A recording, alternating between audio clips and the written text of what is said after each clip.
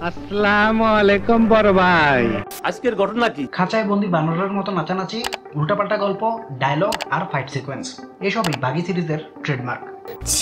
সিরিজের প্রথম সিনেমায় কিডন্যাপ হয়েছিল নায়কের এক্স, দ্বিতীয় সিনেমায় এক্স এর মেয়ে, আর 3 নম্বর সিনেমায় কিডন্যাপ হয়েছিল নায়কের ভাই, আর এবারে 4 নম্বর কিস্তিতে কিডন্যাপ হলো তার প্রেমিকা। কিডন্যাপ হওয়া ব্যক্তি বদলালেও সিনেমার ক্রিঞ্জি এলিমেন্ট আছে বহাল তবিয়তেই, লজিক এখানেও নাই। কি বলেন? তো আর দেরি কেন, চলুন শুরু করি বাকি 4 মুভির এক্সপ্লেনেশন। আজ একটা বিরাট ফাটাফাটি হইব। সিনেমা শুরুতে নায়ক রনির গাড়িকে ধাক্কা মারে একটা লরি, আর তার গাড়ি সোজা গিয়ে পড়ে একটা রেল লাইনের উপর।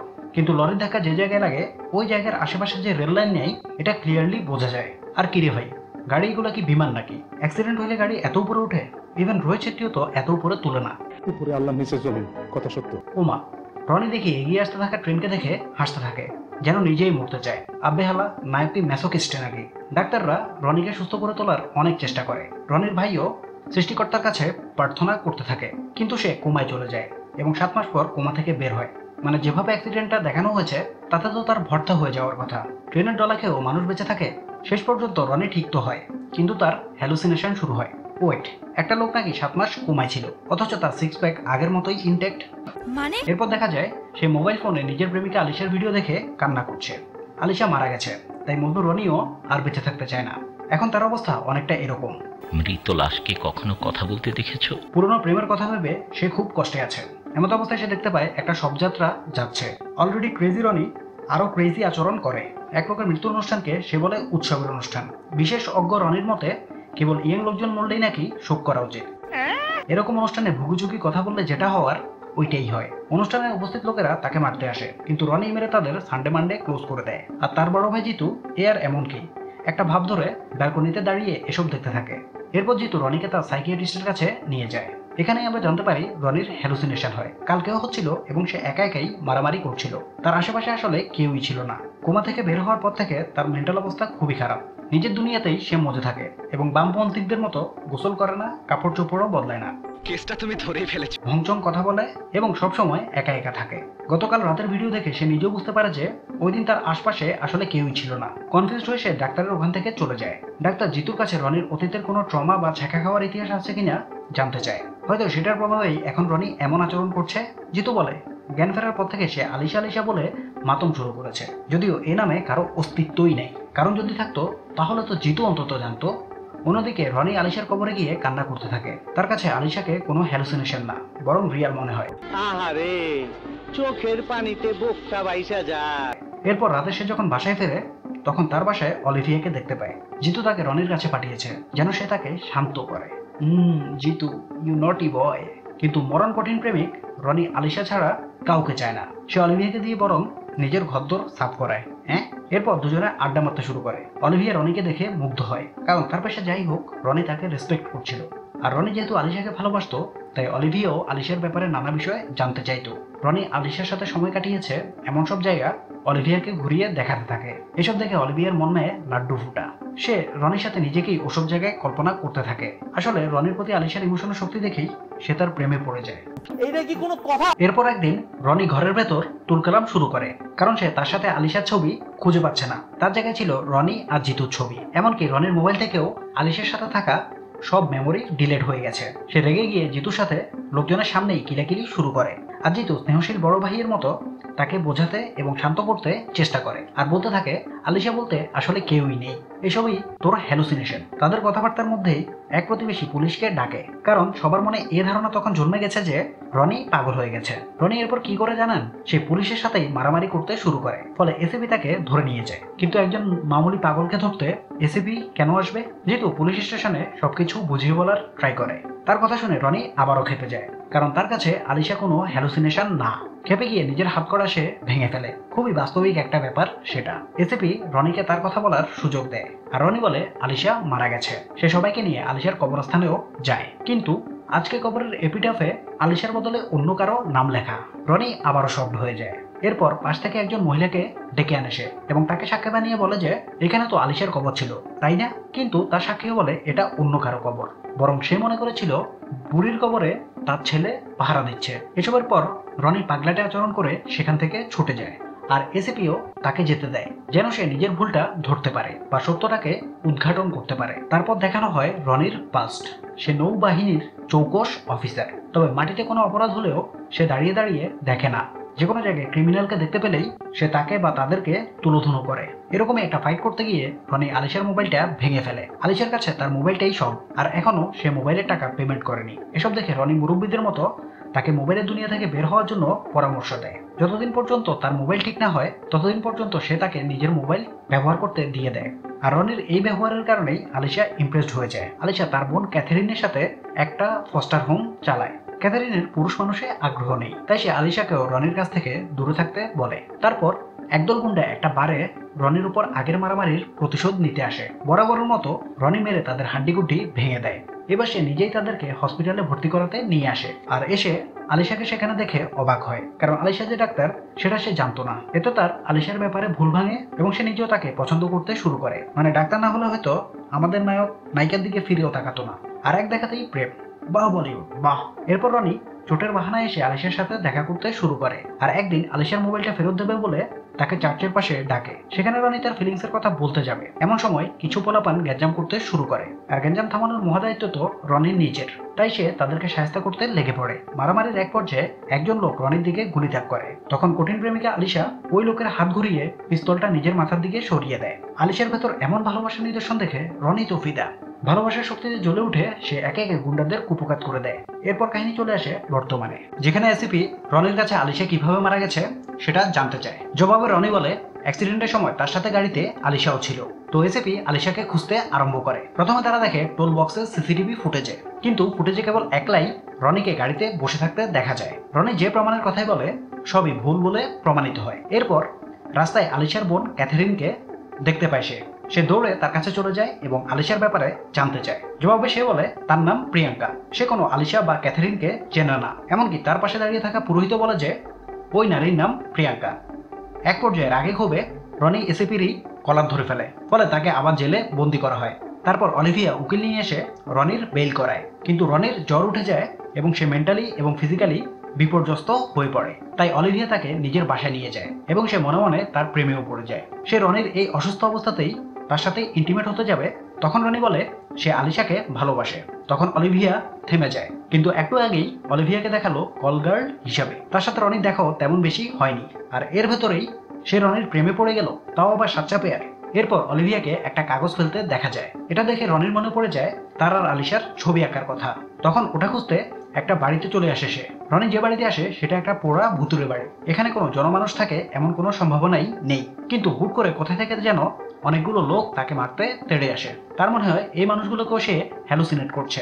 কিন্তু তারা যখন রনিকে মারতে শুরু করে এবং মেরে তার রক্ত বের করে দেয়, তখন রনি বুঝতে পারে যে ঘটনা তো সত্যি সত্যি ঘটতেছে। এরপর রনি এদের সবাইকে একে একে ব্রুটালি মেরে ফেলে এবং এই ফাইটের শেষে ওয়ালের পেছনে সে তার আর আলিশার ছবি দেখতে পায়। কিন্তু এটা আসলে দেখতে পাচ্ছে কিনা সেটা শিওর হতে সে একটা আহত লোককে ওঠায় এবং তার কাছে জানতে চায় ওই ছবিতে সে তার সাথে আর কোনো নারীকে দেখতে পাচ্ছে কিনা। ওই লোক কনফার্ম করলেই কেবল সে ব্যাপারটা বিশ্বাস করে। তখন সে এটা ভেবে চিন্তায় পড়ে যায় যে তার এত পাওয়ারফুল শত্রু কোথা থেকে আসলো, যে তার আশেপাশে সবাইকে কিনে নিয়েছে। আর আলিশাকে তার মনের ভ্রম বলে প্রমাণ করে ওই লোকের লাভটাই বাকি। রনি এরপর যায় জিতুর সাথে কথাবার্তা বলতে, কিন্তু জিতু তো ওখানে নাই, বরং তার কাবার্ডের ভেতর প্রচুর টাকা পয়সা এবং একটা পিস্তল পড়ে থাকতে দেখা যায়, যাতে প্রমাণ হয় যে তার ভাই জিতুও তাকে পাগল প্রমাণের ষড়যন্ত্রে জড়িত। তো রেগে মেগে রনি জিতুকে জানে মেরে ফেলার হুমকি দেয় আর মোবাইলে তার লোকেশন দেখে তাকে ধরতে সেখানে চলে যায়। হ্যাঁ, লোকেশন ট্রেস করতে রনির 1 মিনিটও লাগে না। আমরা ব্যাপারটা খুবই বিশ্বাস করলাম, কিন্তু লোকেশনে গিয়ে দেখা যায় কেউ জিতুকে মেরে আধমরা করে তার গলায় ফাঁস পরিয়ে দিয়েছে। তার কাছে রনি যেতে গিয়ে একটা পাথরে উষ্টা খায় এবং মেকানিজমের কারণে জিতু ফাঁসিতে ঝুলে যায়। রনি অনেক কষ্টে ভাইকে ফাঁসি থেকে বাঁচায়, কিন্তু ঠিক তখনই অনেক গুন্ডা ওখানে চলে আসে আর জিতুকে ব্লোগানের বিষ-মাখা তীর দিয়ে মেরে ফেলে। কিন্তু সারা জীবন শুনে এসেছি সমান্তরালায় হিট করে এমন অস্ত্রের বিরুদ্ধে ডিফেন্স মেকানিজম হলো মাটিতে শুয়ে পড়া, কিন্তু এখানে শুয়ে থেকেই মারা গেল জিতু। আহা বলিউড, আহা সায়েন্স, আহা লজিক। রনি নিজেও ব্যথা পায়, নিজের ভাইকে বাঁচানোর চেষ্টা করলেও সে পারে না। মরার আগে জিতু বলে সে এতদিন পর্যন্ত এমন অভিনয় করেছে কারণ তাকে হুমকি দেওয়া হয়েছিল। সে যদি তাদের কথা মতো না চলতো তাহলে রনিকেই মেরে ফেলা হতো। এরপর দিন পুলিশ জিতুর ডেড বডি পায় এবং তার মোবাইলে রনির দেয়া জানে মেরে ফেলার হুমকিটাও শোনা যায়, যাতে তাদের ধারণা হয় যে রনি হয়তো উন্মাদ অবস্থায় জিতুকে মেরে ফেলেছে। তাই তারা রনিকে খুঁজতে খুঁজতে অলিভিয়ার কাছে গিয়ে পৌঁছায়। অলিভিয়া পুলিশকে কনভিন্স করার ট্রাই করে, বলে রনির পক্ষে নিজের ভাইকে খুন করা পসিবল না, কিন্তু পুলিশ তাতে না মানলে সে রনিকে ফোন করে এবং তাকে লুকাতে বলে। অন্যদিকে মজনু রনি চিন্তা করছে প্রেমিকের সাথে কাটানো তার লাস্ট দিনের কথা, মানে যেদিন তাদের অ্যাক্সিডেন্টটা হয়েছিল সেদিনের কথা। আলিশা নিজের বোন ক্যাথারিনের ব্যাপারে কিছু একটা বলবে, ঠিক এমন সময় অ্যাক্সিডেন্টটা হয়। তার মনে হয় ঠিক ওই সময় আলিশা গাড়িতে মারা যায়। এরপর সে যায় সাইকিয়াট্রিস্টের চেম্বারে। সেও তো রনিকে পাগল প্রমাণে একেবারে উঠে পড়ে লেগেছিল, কিন্তু সেখানে গিয়ে দেখা যায় কেউ আগেই ডাক্তারকে পরপারে পাঠিয়ে দিয়েছে। এখন তো এই খুনের দায়ও তার উপর পড়বে। তাই রনি সেখান থেকেও কেটে পড়ে এবং পুরোহিতের সহায়তায় ক্যাথারিনকে নিজের কাছে আনে। এরপর তার চারপাশে আগুন জ্বালিয়ে তাকে মৃত্যুর ভয় দেখিয়ে সত্য উদ্ঘাটন করে। ক্যাথারিন জানায় তাকেও ভয় দেখানো হয়েছিল, যদি সে মিথ্যা না বলতো তাহলে তার অরফানেজের বাচ্চাদের মেরে ফেলা হতো। ঠিক তখনই ওখানে চলে আসে ওই গুন্ডারা যারা জিতুকে খুন করেছিল। আজ রনি ওদের সাথে লড়ে ক্যাথারিনকে বাঁচায়, কিন্তু তাদের কাউকেই ধরতে পারে না। এই ফাইট সিকোয়েন্সটা মাকাল ফলের মতোই লজিক্যাল এবং সুস্বাদু। এখানেই একটা ভিলেনের মোবাইল খুঁজে পায় রনি, যেখানে অলিভিয়ার কাছ থেকে অনেকগুলো মিস কল এসেছে বলে দেখা যায়, মানে অলিভিয়াও তাদের দলেরই লোক। সেও তাদের সাথে মিলে রনিকে ধোকা দিচ্ছিল। এরপর রনি অলিভিয়াকে জিজ্ঞাসাবাদ করতে যায়। অলিভিয়া ওদের জন্যই কাজ করত, কিন্তু রনির প্রতি ভালো লাগা তাকে বদলে ভালো মানুষে পরিণত করে, মানে ওকে আমি ভালোবাসা দিয়ে ঠিক করে ফেলবো এর রিভার্স ঘটনা আর কি। এরপর গুন্ডারা রনি আর অলিভিয়া উভয়ের উপরই হামলা করে, তাদের দুজনকেই জানে মেরে ফেলার চেষ্টাও করে, কিন্তু নায়কের কিছু হবে না এটাই স্বাভাবিক, বরং তাকে বাঁচাতে গিয়ে প্রাণ দেয় অলিভিয়া। আহারে, একেবারে পুরানো দিনের বাংলা সিনেমার সাইড নায়িকার কাহিনী আর কি। মারা যাওয়ার আগে অলিভিয়া বলে আলিশা আসলে ওই রোড অ্যাক্সিডেন্টে মারা যায়নি, সে এখনো জীবিত আছে। তারপর রনি আলিশার কবরটা খুঁড়ে চেক করে, দেখা যায় ওই কফিনে কোনো ডেড বডি নেই, বরং সেটা পাথরে ভরা। এরপর অবশেষে আলিশাকে দেখানো হয়, তাকে বন্দি করে রেখেছে সিনেমার মেইন ভিলেন চাকো। সে তাকে বিয়ে করতে চায়। বাঘ দিয়ে আলিশাকে বন্দি করে রাখার বিষয়টাও খুব বিশ্বাসযোগ্য, কি বলেন আপনারা? এরপর চাকো নিজের প্রেমিকা অবন্তিকার কথা বলতে শুরু করে। বয়স এবং চেহারার দিক থেকে আলিশা এবং অবন্তিকা সেম টু সেম। সে চাকোকে বিয়ে করতে চাইতো, নিশ্চয়ই তার ড্যাডি ইস্যুস ছিল। আর এই ব্যাপারটাকে লুকাতে সিনেমাতে বলা হয় প্রেম মানে না বয়সের বাধা। এর মাধ্যমে 25 বছরের একজন নারীর 66 বছরের পুরুষের সাথে ঢলাঢলি করার ব্যাপারটা খুব জাস্টিফাইড হয়ে গেল। বাহ! আলিশা আর অবন্তিকার ভেতর পার্থক্য হলো অবন্তিকা চাকর মতোই ব্রুটাল। সেও লোকজনকে নৃশংসভাবে হত্যা করত, আর পাগলের মতো চাকোকে বিয়ে করতে চাইতো, মানে বিয়ে পাগলা আর কি। আর চাকো নিজের সাচ্চা পেয়ারকে হারাতে চাইতো না। তাদের বিয়ের দিন শত্রুপক্ষের কিছু গুন্ডা আসে। এরা কারা আর এদের সাথে চাকোদের কি ঝামেলা কিছুই বলা হয় না। এরপর হবু স্বামী স্ত্রী গুন্ডাদের সাথে কাঁধে কাঁধ মিলিয়ে ফাইট করতে শুরু করে। দুজনে মিলে এদেরকে কচুকাটাও করে ফেলে, কিন্তু এই ফাইটের সময় অবন্তিকার গায়ে গুলি লাগে এবং সাথে সাথে সে পটল তোলে। এমনিতে চাকো ঈশ্বরে বিশ্বাস করে না, কিন্তু এবার সে ঈশ্বরের কাছে নত হয় এবং তাকে অবন্তিকাকে ফেরত পাঠাতে বলে, নয়তো সে গোটা দুনিয়া জ্বালিয়ে দেবে। আর এটা ছিল সেদিন যেদিন আলিশা রনির কাছে নিজের মোবাইল ফেরত নিতে আসে। ওই দিনই তাদের প্রেম হয়। আর সেদিনই চাকো আলিশাকে দেখতে পায় এবং দেখে খুব খুশি হয়। তার কাছে যেন মনে হয় অবন্তিকার পুনর্জন্ম হয়েছে। ওই দিনের মারামারির কথা নিশ্চয়ই আপনারা ভুলে যাননি। এখানে যারাই আলিশাকে টাচ করে তাদের সবাইকে ধরে ধরে সাইজ করে চাকো, শুধু রনি বাদে, কারণ আলিশা নিজেই রনিকে হাক করছিল। এটা দেখে বুড়িয়া ভাম চাকো তো তেলে বেগুনে জ্বলে ওঠে। তাই সে এদের দুজনেরই অ্যাক্সিডেন্ট করায়, আবার দুজনকে বাঁচায়ও। এখন চাকো আলিশাকে বলে তাকে বিয়ে করতে। সে তাকে কতটা ভালোবাসে সেটাও জানায়, কিন্তু প্রেম নিবেদনে আলিশা বেহুশ হয়ে যায়। আলিশা যা শুনছে সেটা বিশ্বাস করতে পারে না। পরের দিন আবারও চাকো আলিশার সাথে বিয়ে নিয়ে ঘ্যান ঘ্যান শুরু করে, কিন্তু আলিশা বলে সে রনিকে ভালোবাসে এবং কেবল তাকেই বিয়ে করবে। তখন বুড়িয়া ভাম বলে তার ভালোবাসা অন্যদের মতো না, আর তার ভালোবাসা অন্যদের চেয়ে অনেক উপরে। তখন আলিশা তাকে চ্যালেঞ্জ করে। সে বলে আমার রনি ওরকম না, সে কখনো আমার সাথে চিট বা ধোকাবাজি করবে না। আবার সে এটাও বলে যে যদি আগামী বছর নাগাদ রনি তাকে ভুলে যায় তাহলে সে চাকোকেই বিয়ে করবে। মানে ভাই, ফাত্রামির তো একটা লিমিট থাকে। একটা লোক প্রেমিকা মারা যাওয়ার 2 দিনের ভেতরেই আরেকজনকে বিয়ে করার জন্য উঠে পড়ে লাগছে। কারণ কি? কারণ হলো এই মেয়েটার চেহারা তার প্রেমিকার মতো। মানে সিরিয়াসলি, একটা মানুষের হিলিং প্রসেসও থাকবে না। এখন আবার আরেকজন বলছে প্রেমিক ভুলে গেলে বুড়িয়া কিডন্যাপারকে বিয়ে করবে। এই কারণেই চাকো রনিকে আলিশার কথা ভুলিয়ে দেবার প্ল্যান করে। তার জীবন থেকে আলিশার সকল চিহ্ন গায়েব করে দেয়। সিনেমার ভিলেন খুবই গুরুত্বপূর্ণ একটা অনুষঙ্গ। একজন হিরো ততটাই সেরা যতটা তার প্রতিপক্ষ। কিন্তু এখানে একজন বুড়িয়া কামুক নারী লোভী বিয়ে পাগলাকে দেখানো হচ্ছে মেইন ভিলেন রূপে। এই সিনেমার 12টা তো আসলে স্ক্রিপ্টের সময়ই বেজে গেছে, কিন্তু চাকো সব প্ল্যান ফেল মেরেছে। রনি আলিশাকে ভোলে নাই, বরং সে এখন জানে তার প্রেমিকা কোথায় আছে, আর তাকে পাওয়ার জন্য সে এখন যে কোনো কিছু করতে পারে। এই অবস্থায় রনির চেয়ে ভয়ঙ্কর কেউ এই দুনিয়ায় নাই। ওদিকে এসিবি সারা শহরে রনিকে খুঁজছে, সিসিটিভির রেকর্ড চেক করছে, কিন্তু কিছুতেই তাকে খুঁজে পাচ্ছে না। এরপর রনি নিজে থেকেই পুলিশ স্টেশনে চলে আসে, কারণ তার বিশ্বাস ছিল কি ঘটেছে সব খুলে বললে এসিপি অবশ্যই তাকে হেল্প করবে। রনি তাকে গিয়ে বলে যে আলিশা বেঁচে আছে। তো এসিপি সবকিছু শুনতে তাকে নিজের রুমে ডেকে নেয়। এই পুলিশ স্টেশনেই চাকর একটা চর ছিল। সে রনির এখানে আসার খবর চাকর দলকে জানিয়ে দেয়। রনি এসিপিকে সবকিছু বলছে। এমন সময় চাকর দলের কেরামতি শুরু হয়ে যায়। তারা পুলিশ স্টেশনের বাইরে থাকা সবগুলো গাড়ি উড়িয়ে দেয়। সিরিয়াসলি বলেন, এই দৃশ্যটা দেখলে কেউ এই সিনেমাকে সিরিয়াসলি নেবে? এরা থানার ভেতরেও চলে আসে রনিকে ধরে নিয়ে যেতে। এসিপিকে 2টা ব্যাগ ভর্তি টাকা দিয়ে কিনে নেয় তারা, আর রনিকে সেখান থেকে নিয়ে যায়। আলিশার ব্যাপারে রনিকে জানতে হবে, তাই সে কোনো ঝামেলা না করেই তাদের সাথে চলে আসে। আজই চাকর আর আলিশার ভেতর হওয়া চ্যালেঞ্জের 365তম, মানে 1 বছরের শেষ দিন। চাকর রনিকে চিটার প্রমাণ করারও শেষ সুযোগ। সে আলিশাকে অলিভিয়া আর রনির ছবি দেখায়, যেখানে অলিভিয়া রনিকে কিস করতে যাচ্ছিল। কিন্তু রনির তো আসলে তখন হুঁশ ছিল না। এই ফেক ফটো দেখার পরও আলিশার বিশ্বাস হয় না যে রনি এমন কাজ করতে পারে। তাই চাকো আলিশাকে রনির কাছে নিয়ে যায়, যাতে রনির মুখ থেকে আলিশা শুনতে পারে যে সে এখন অন্য আরেকজনের সাথে রিলেশনে আছে। রনি অলিভিয়া তাকে কিস করেছিল এই ব্যাপারটা স্বীকার করে, আর আলিশাও তখন চাকোকে বিয়ে করতে রাজি হয়ে যায়। আর সেদিনই তারা বিয়ে করতে চার্চে চলে যায়, আর বাকি লোকেরা রনিকে টর্চার করতে নিয়ে যায়। টর্চারের দৃশ্য নিয়ে আর নতুন করে কি বলবো, পুরো গল্পেই যেখানে লজিক নেই সেখানে টর্চারের ওখানে লজিক থাকা তো বিলাসিতা।